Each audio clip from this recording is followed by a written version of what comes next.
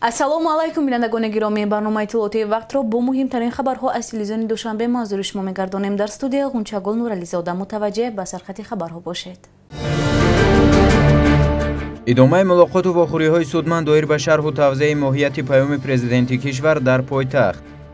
ҳамоиши илми маърифати таҳти унвони нақши имтиёзҳои тарифи гумрукӣ дар амалӣ намудани саноати кунунӣ бо сурати ҷумҳурии Тоҷикистон дар шаҳри Душанбе. огоҳии кумитаи ҳолатҳои фавқулода фарзандонатонро аз хатарҳои эҳтимолии гузаштан аз оби руду кӯлҳо ки қабати начандон ғафси яхӣ доранд эҳтиёт намоед. дар доираи нақшаи чорабиниҳои фаъолияти гурӯҳи таблиғотии мақомоти иҷроияи ҳокимияти давлатии шаҳри Душанбе оид ба шарҳу тавзеҳи паёми навбатии асосгузори сулҳу ваҳдати миллӣ пешвои миллат президенти ҷумҳурии Тоҷикистон муҳтарам Эмомалӣ Раҳмон ба Маҷлиси олӣ ин навбат масъулин дар толори мақомоти иҷроияи ҳокимияти давлатии ноҳияи Исмоили Сомонӣ бо кормандони бахши сайёҳӣ ва ҳунармандии пойтахт мулоқот анҷом доданд. дар вохӯри роҳбарияти сароясати маорифи шаҳри Душанбе, раёсати робитаҳои хориҷии дастгоҳи раиси шаҳри Душанбе, раёсати тандурустии шаҳри Душанбе ва шӯъбаи рушди иҷтимоӣ ва робита бо ҷомеаи дастгоҳи раиси шаҳри Душанбе ки аъзои гурӯҳи корӣ мебошанд, ширкат варзиданд. масъулини вобаста ба нишондодҳои асосие ки зимни ироаи паём аз ҷониби сарвари давлат садо дод андешаҳои худро баён намуданд. гуфта шуд ки солҳои охир таваҷҷӯҳи махсуси ҳукумати кишвар ба соҳаи сайёҳӣ имкон дод ки дар баробари афзун гардидани шумораи сайёҳон ширкатҳои сайёҳии ватанӣ низ зиёд гардиданд. дар 5 соли охир ба кишвари мо беш аз 3.9 миллион нафар аз ҷумла соли 2022 1 миллион нафар сайёҳон ворид гардиданд. дар ин давра барои пешниҳоди хизматрасонӣ ба онҳо беш аз 600 ва танҳо соли 2022 100 иншооти инфраструктураи сайёҳӣ сохта мавриди истифода қарор дода шудааст.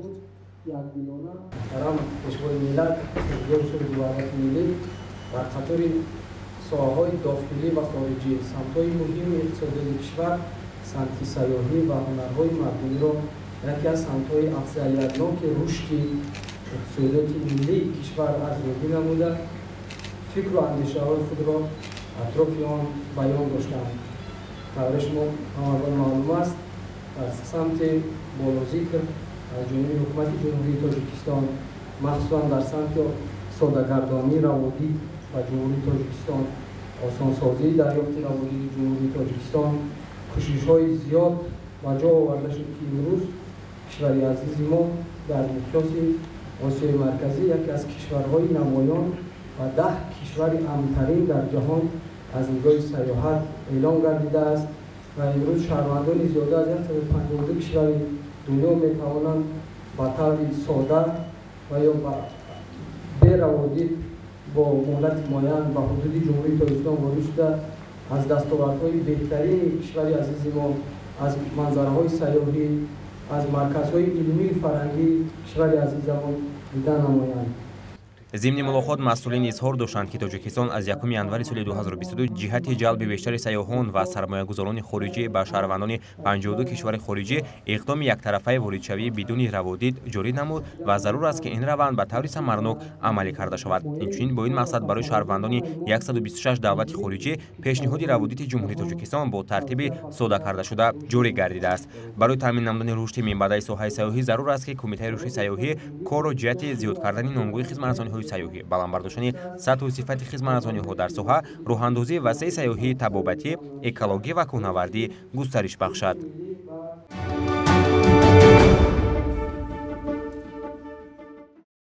зимни ироаи паёми навбатии худ ба Маҷлиси олӣ президенти мамлакат Эмомалӣ Раҳмон тазаккур доданд ки дар 5 соли охир аз ҳисоби ҳамаи манбаъҳои маблағгузории буҷети давлатӣ барои дастгирии табақаҳои осебпазири аҳолӣ тавассути пардохти нафақа, кӯмакпулӣ ва ҷубронпулиҳо, нигоҳдории муассисаҳои ҳифзи иҷтимоӣ ва ӯҳдадориҳои дигар зиёда аз 19 миллиард сомонӣ аз ҷумла танҳо соли 2022 4,3 миллиард сомонӣ равона карда шуд.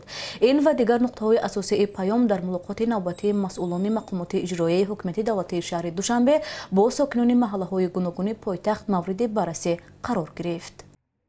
дар доираи мулоқоту вохӯриҳои роҳбарияти мақомоти иҷроияи ҳокимияти давлатии шаҳри Душанбе оид ба шарҳу тавзеҳи моҳияти паёми президенти кишвар, ин навбат мулоқоти масъулин бо сокинони маҳаллаҳои Чиноро 1-2 ва кооперативи моликони манзили рақами 5 ноҳияи Шоҳмансур сурат гирифт. Дар чорабинии мазкур муовини раиси шаҳри Душанбе Сиҷовиддин Саломзода ва намояндагони сохторҳои шаҳрӣ ки шомили гурӯҳи корӣ буданд, иштирок ва доир ба паём ибрози андеша намуданд. Зимни паёми навбатии худ президенти кишвар иброз доштанд ки бо мақсади соҳибкасб намудани шаҳрвандон аз ҷумла ҷавонон ҳукумати мамлакатро зарур аст ки дар асоси таҳлили вазъи бозори меҳнати дохиливу хориҷӣ лоиҳаи барномаи миёнамуҳлати тайёр кардани кадрҳои касбии зинаи ибтидоӣ ва миёнаро аз ҳисоби ҷавонон барои соҳаҳои иқтисоди миллӣ таҳия ва амалӣ намояд. Бояд гуфт ки бо шуғли пурмаҳсул таъмин намудани аҳолӣ яке аз ҳадафҳои стратегии давлат ба ҳисоб меравад. вохӯрӣ хело судманд буд, ба фоида буд, зеро ки ҳар як нуқтае ки дар паёмашон ҷаноби олии муҳтарам президенти кишвар Эмомалӣ Раҳмон қайд намуданд, боз баррасӣ намуданд ва боиси шукргузорӣ аст ва боиси ифтихор аст ки дар ҳар як паёмашон муҳтарам пешвои миллат президенти ҷумҳурии Тоҷикистон муҳтарам Эмомалӣ Раҳмон мактабро боргоҳи илму маърифат мешуморад ва маорифро калиди соҳавӣ низ меноманд ки ин боиси ифтихори ҳар як омӯзгор аст.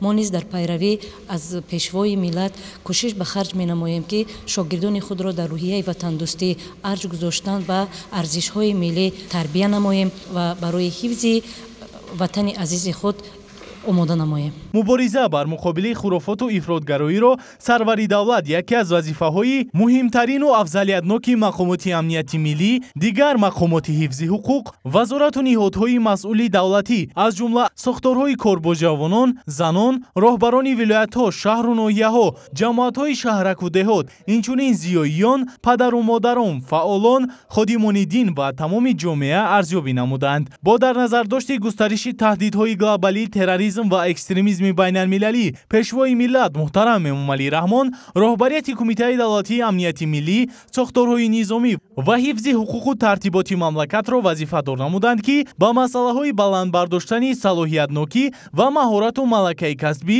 омодагии ҷангӣ, сатҳи саводу маърифатнокӣ, донишҳои ҳуқуқиву сиёсӣ, инчунин маданияти касбии кормандони соҳа таваҷҷӯҳи доимӣ зоҳир намуда, барои пешгирӣ намудани ҷинояту ҷинояткорӣ, бартарафсозии хавфу хатарҳои терроризму экстремизм, ба амнияти суботи ҷомеа, ҳолатҳои воридшавии ашхос ва гурӯҳҳои ифротгаро ба ҳудуди мамлакат ва пешгирӣ аз роҳҳои ҷалби шаҳрвандони мамлакат ба ҳизбу ҳаракатҳои тундгарову экстремистӣ тадбирҳои қатъӣ андешанд.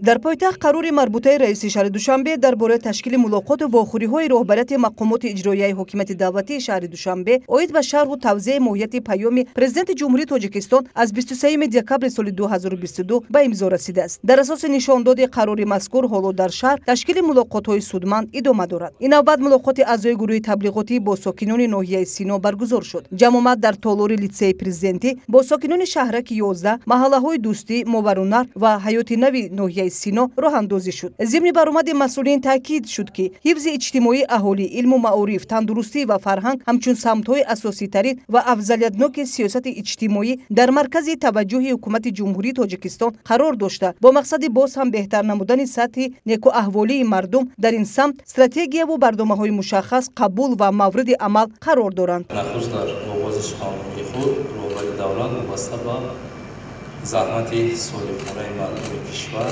бахусус вобаста ба заҳматҳои кишоварзон барои зиёд кардани истеҳсоли маҳсулоти кишоварзӣ, инчунин вобаста ба рушди истеҳсоли дигар маҳсулотҳои кишоварзиву санъатӣ суханронӣ карданд. тавре роҳбари давлат қайд карданд, дар 5 соли охир рушди иқтисоди миллӣ дар сатҳи 7.3%, яъне зиёд гардид, яъне баробар гардид, ки дар натиҷа маҷмӯи маҳсулоти дохилӣ аз 71 миллиард сомонӣ ки дар соли 2018 буд ба 115 миллиард сомонӣ дар соли 2022 омада расид ки инам якум баробар баробар зиёд аст. дар паёми президенти ҷумҳурии тоҷикистон ба маҷлиси олии мамлакат таъкид гардид ки ҳаҷми умумии хароҷоти буҷети давлатӣ ба соҳаҳои иҷтимоӣ аз 9,1 миллиард сомонӣ соли 2018 дар соли 2022 то 14,7 миллиард сомонӣ ё 62% зиёд гардид. дар 5 соли охир танҳо барои рушди соҳаҳои маориф ва тандурустӣ 36 миллиард сомонӣ равона гардида ҳиссаи маблағгузории соҳаҳои иҷтимоӣ дар ҳаҷми умумии хароҷоти буҷети давлатӣ 44%-ро ташкил кард. дар давраи зикршуда аз ҳисоби ҳамаи сарчашмаҳои маблағгузорӣ 842 бинои муассисаи таълимӣ барои 382 000 хонанда, аз ҷумла дар соли 2022 190 бинои таълимӣ барои 87 000 хонанда сохта ба истифода дода шудааст. ҳамчунин дар паём иброз гардид ки дар 31 соли истиқлоли давлатӣ 3430 муассисаи нави таълимӣ барои қариб 1 миллион хонанда сохта ба истифода дода шуд, ҳолон ки дар 70 соли замони гузашта ҳамагӣ 3329 муассисаи таълимӣ бунёд гардида буд. бо вуҷуди ин корҳои то имрӯз дар ин самт амалӣ гардида ҳоло ҳам басанда нестанд. имрӯз дар муассисаҳои таҳсилоти миёнаи умумии кишвар 2 миллиону 300 000 нафар хонандагон ба таҳсил фаро гирифта шуданд.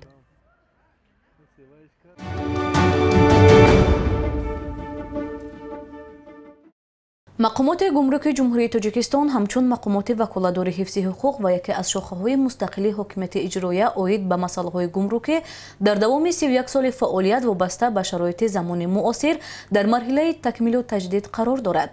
бахшида ба рӯзи таъсисёбии хадамоти гумрук дар толори шӯрои олимони донишгоҳи байналмилалии сайёҳӣ ва соҳибкории тоҷикистон бо иштироки намояндагони хадамоти гумрук ва устодони донишҷӯёни ин даргоҳи илму маърифат таҳти унвони нақши имтиёзҳои тарифи гумрук дар амалӣ намудани саноаткунонӣ бо сурати ҷумҳурии тоҷикистон ҳамоиши илми маърифатӣ баргузор гардид. гузориши ҳамкорони мо дар ин хусус. донишгоҳи байналмилалии сайёҳӣ ва соҳибкории тоҷикистон ҳамчун муассисаи олии бисёрсоҳаи пешбар дар баробари омода намудани мутахассисон дар дигар соҳаҳои барои кишвар афзалиятнок ҳамзамон кадрҳои ҷавобгӯи талаботи бузурги меҳнатро дар риштаи гумрук ва ҳуқуқ низ омода месозад. барои омода намудани мутахассисони ин соҳа дар баробари дигар соҳаҳо дар факултати гумрук ва ҳуқуқи иқтисодии муассисаи олии таълимӣ шароиту имконоти зарури фароҳам мебошад. бахшида ба рӯзи таъсисёбии мақомоти гумрук ки аз соли 1992 инҷониб ҳамасола дар кишвар охири моҳи январ ҳамчун рӯзи гумрукчиён ҷашн гирифта мешавад, дар донишгоҳи байналмилалии сайёҳӣ ва соҳибкории тоҷикистон низ бо иштироки устодону донишҷӯён ва меҳмонон аз хадамоти гумруки кишвар таҳти унвони нақши имтиёзҳои тарифи гумрукӣ дар амалӣ намудани саноаткунонӣ бо сурати ҷумҳурии тоҷикистон ҳамоиш доир гардид. зимни ифтитоҳи ҳамоиш масъулини донишгоҳ сухан карда зикр намуданд ки имрӯз мақомоти гумрук ба як воситаи муҳими татбиқи сиёсати иқтисодии кишвар ва институти муқтадири таъминкунандаи амнияти иқтисодию тиҷоратӣ ва фарҳангию иҷтимоӣ мубаддал гардидааст. гуфта шуд ки ҷумҳурии тоҷикистон узви созмони умумиҷаҳонии савдо, созмони умумиҷаҳонии гумрукӣ ва иштирокчии як қатор конвенсияҳои байналмилалӣ, шартномаҳои байнидавлатӣ, байниҳукуматӣ, байниидоравии бисёрҷониба ва дуҷониба дар соҳаи фаъолияти гумрукӣ мебошад. чунин заминаи бо эътимоди ҳуқуқӣ имкон фароҳам меорад ки мақомоти гумрук дар мамлакат дар оянда чун неҳоди муҳими таҳкимбахши иқтисодиёти кишвар дар амалӣ гаштани барномаҳои давлатии рушди тоҷикистон мусоидат хоҳад намуд. мақомоти гумрук мақомоти давлатии ҳифзи ҳуқуқ буда ҳимояи истиқлолият, амнияти иқтисодӣ, риояи ҳуқуқ ва ӯҳдадории шахсони воқеъ ва ҳуқуқиро ҳангоми интихоб намудани мол ва воситаҳои нақл аз сарҳади гумрукии ҷумҳурии тоҷикистон таъмин менамояд. яъне мақомоти гумрук барои бехатари таъмини амнияти кишвар, барои ба риоя кардани ҳуқуқ ва ӯҳдадории шахсони воқеъ ва ҳуқуқиро таъмин менамояд. ёдовар мешавем ки мақомоти гумрук мақомоти давлатии ҳифзи ҳуқуқ буда ҳимояи истиқлолият, амнияти иқтисодии ҷумҳурии тоҷикистон, риояи ҳуқуқ ва ӯҳдадориҳои шахсони воқеъ ва ҳуқуқиро ҳангоми интиқол додани мол ва воситаҳои нақлиёт аз сарҳади гумрукии ҷумҳурии тоҷикистон таъмин менамояд. воқеан мақомоти гумрук дар баробари таъмин намудани амнияти иқтисодии кишвар дар доираи салоҳияти худ инчунин вазифаи масъули зеринро аз қабили таъмин намудани ҳаёт ва саломатии инсон, амнияти миллӣ, ҳифзи сарватҳои таърихиву фарҳангӣ, танзими фаъолияти савдои хориҷӣ, мубориза бар зидди қочоқ ва вайронкуниҳои қоидаҳои гумрукӣ, пур намудани буҷаи ҷумҳурӣ ва дигаронро иҷро менамоянд. бинобар ин чунин чорабиниҳои илми амалии сатҳи ҷумҳуриявӣ имкон медиҳад ки барои боз ҳам беҳтар намудани фаъолияти мақомоти гумрук таклифу дархостҳои илман асоснок пешниҳод карда шаванд.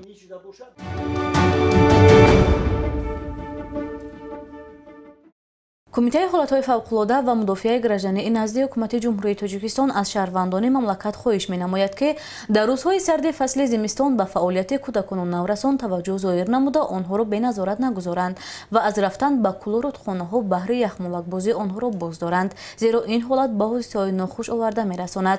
شرح بیشتر موضوع در تهیه ولیجان شریفزاده و اسکندر دودربیگ. فصل زمستонро бештари кӯдакон ба хотири бориши барф ва бозӣ бо он дӯст медоранд ва ҳангоми мушоҳидаи барф кӯдакон гурӯҳ ва яхмолакбозӣ машғул мешаванд.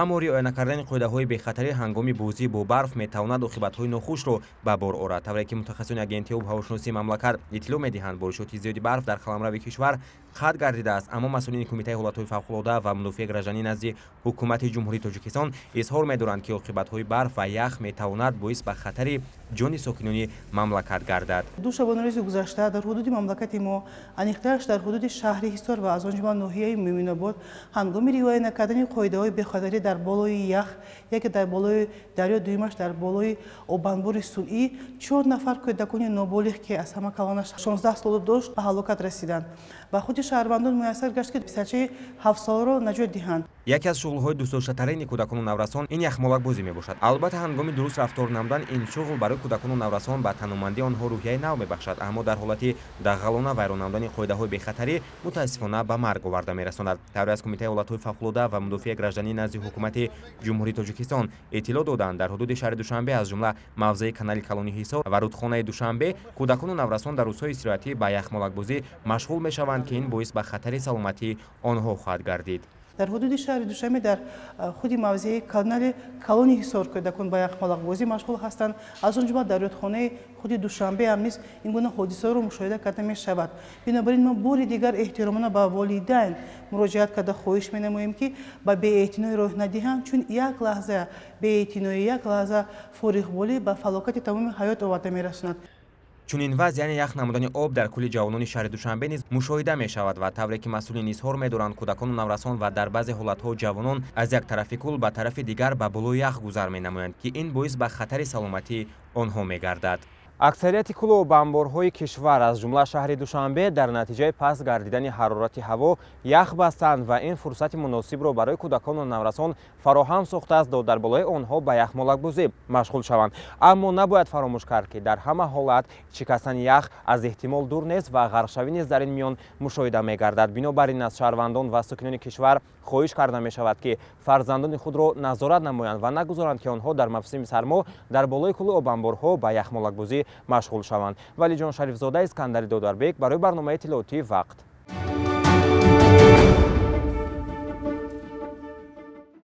дар доираи ба танзим даровардани ҳаракати воситаҳои нақлиёт ва пешгирии ҳодисаҳои роҳу нақлиёт нақшачорабиниҳои шуъбаи бозрасии давлатии автомобилии раёсати вазорати корҳои дохилии ҷумҳурии тоҷикистон дар шаҳри душанбе таҳия гардида корбари дар ин самт аз ҷониби нозирон идома доранд. ин навбат дар пойтахти кишвар шаҳри душанбе амалиёти сиёҳшиша ва пешгирии дигар қоидавайронкуниҳо гузаронида шуд. ҳангоми гузарондани амалиёт маводҳои маъмурӣ тартиб дода шуда чораҳои зарурӣ андешида шуданд. риояи қоидаҳои ҳаракат дар роҳ, тарзи идора намудани воситаи нақлиёт аз рафтору ахлоқ ва маданияту фарҳанги ронандагон вобастагии калон дорад. ба ин васила тарзу усули идора намудани дилхоҳ воситаи нақлиётро метавон аз маданияту фарҳанги ронандаи он баҳо дод. аз ин рӯ ронандагонро зарур аст ки ҷиҳати таъмини бехатарии ҳаракат дар роҳ зимни идораи воситаи нақлиёт ба таври ҷиддӣ муқаррароти қонунгузориро риоя намуда ба ҳаракати дигар иштирокчиёни роҳ монеа эҷод насозанд. мутаассифона тибқи мушоҳидаҳо вақтҳои охир як зумра ҷавонон аз ҳисси ҳавобаландӣ ва худнамоишдиҳӣ дар воситаҳои нақлиёташон худсарона асбобҳои садодиҳандаи гӯшхарош насб намуда дар раванди ҳаракат иштирок менамоянд. насб намудани асбобҳои садодиҳандаи гӯшхарош ва нороҳатии шаҳрвандон ки дар минтақаҳои алоҳидаи истиқоматӣ ҳаёт ба сар мебаранд, махсусан ба пиронсолон ва беморон оварда мерасонад. ронандагоне ки ба чунин қоидавайронкуниҳо роҳ медиҳанд, тибқи талаботи моддаи 316 кодекси ҳуқуқвайронкунии маъмурии ҷумҳурии тоҷикистон аз 3 то 5 нишондиҳанда ҷаримабандӣ гардида, воситаи нақлиёт то бартараф намудани камбудиҳои ҷойдошта бо мусодира намудани асбобҳои ғайристандартӣ дар майдончаҳои махсуси шуъбаи бозрасии давлатии автомобилии раёсати вазорати корҳои дохилӣ дар шаҳри душанбе боздошт карда мешаванд.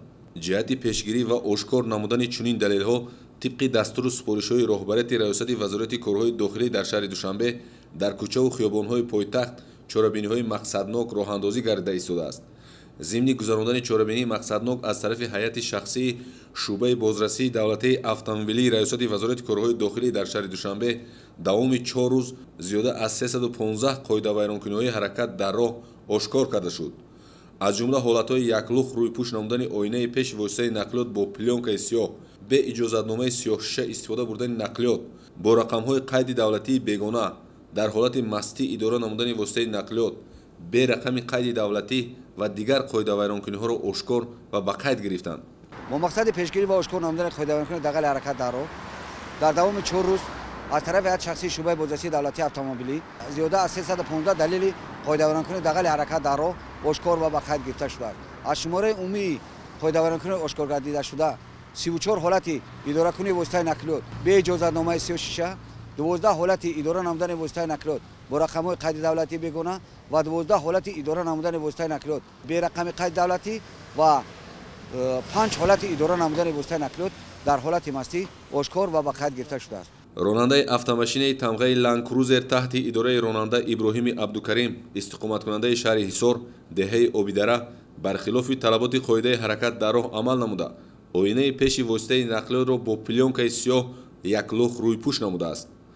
ронандаи автомашини тамғаи Toyota Camry бо рақамҳои транзитӣ таҳти идораи ронанда Зайдуллои Абдусаттор бе иҷозатномаи сиёҳшиша, Раӯфзода Камол ронандаи автомашини Toyota Camry бо рақами қайди давлатии бегона, Қурбонов Зиёратшоҳ ронандаи автомашини тамғаи Lexus оинаи пеши воситаи нақлиётро бо пилёнкаи сиёҳ яклӯх рӯйпӯш намудааст боздошт гардида нисбат ба онҳо протоколи маъмурӣ тартиб дода барои баррасӣ ба мақомоти дахлдор ирсол гардиданд. Яклӯх рӯйпӯш намудани оинаи пеши воситаи нақлиёт бо пилёнкаи сиёҳ бархилофи қоидаи ҳаракат дар роҳ буда ҳангоми боридани борон махсусан шабонгоҳ ронанда наздиктарин масофаро дида наметавонад ва ин ҳолат ба содиршавии садамаҳои нақлиётӣ оварда мерасонад. мутобиқи гости 552788 шишаҳои бехатар барои нақлиёти рӯи заминӣ шартҳои умумии техникии қонуни ҷумҳурии Тоҷикистон дар бораи ҳаракат дар роҳ аз 18 майи соли 2008 таҳти рақами 1533 стандарти давлатӣ яклӯх рӯйпӯш намудани оинаи пеши воситаи нақлиётро қатъиян маъ намуда танҳо 20 сантиметр вобаста ба маҳдуд нанамудани биниши ронанда иҷозат дода шудааст. ҷиҳати нигоҳ доштани дастовардҳои бузурги шаҳрдорӣ, баланд бардоштани одоби шаҳрнишинӣ, риояи ҳатмии қоидаҳои ҳаракат дар роҳ, роҳбарияти раёсати вазорати корҳои дохилӣ дар шаҳри Душанбе ба таваҷҷӯҳи ронандагон мерасонад ки ҳангоми дар раванди ҳаракат иштирок намудан ба талаботу қонунҳои амалкунандаи ҷумҳурии Тоҷикистон ва қоидаи ҳаракат дар роҳ аҳамияти ҷиддӣ диҳанд. чорабиниҳои мақсаднок мунтазам дар кӯчаву хиёбонҳои пойтахт дар ин самт идома меёбад.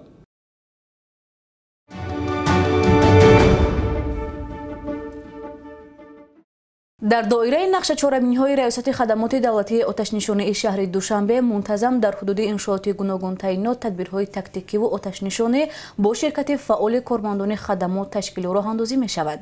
ин навбат чунин чорабинӣ дар марказҳои хизматрасонӣ ва муассисаҳои тандурустии шаҳр баргузор шуд.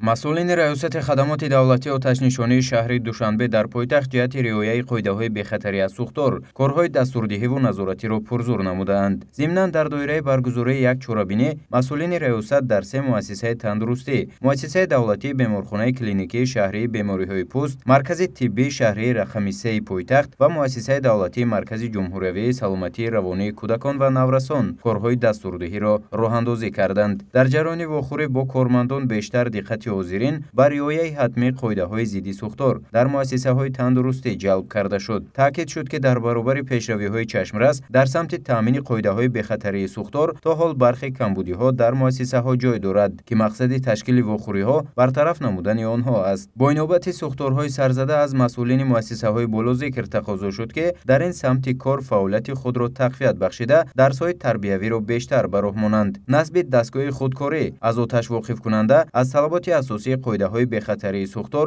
дар муассисаҳои тиббӣ мебошад, таъкид шуд дар ҷараёни чорабинӣ. гарчанде солҳои охир дар биноҳои асосии муассисаҳои тандурустии пойтахт он насб шудаасту фаъол аст, вале дар қисмати аз муассисаҳо чунин дастгоҳ ба таври пурра фаъол нест. ин ва дигар масъалаҳои соҳа мавриди баррасии кормандони ин муассисаҳо ва масъулини раёсати хадамоти давлатии оташнишонии шаҳри Душанбе қарор гирифт. дар идома масъулин таъкид доштанд ки дар самти риояи қоидаҳои бехатарии сӯхтор мувофиқи дастурҳои қоидҳои методӣ ва санадҳои дигари ҷорӣ пеш аз ҳама роҳбарони муассисаҳои тандурустӣ масъуланд ва бояд чораҳои заруриро дар амал татбиқ намоянд.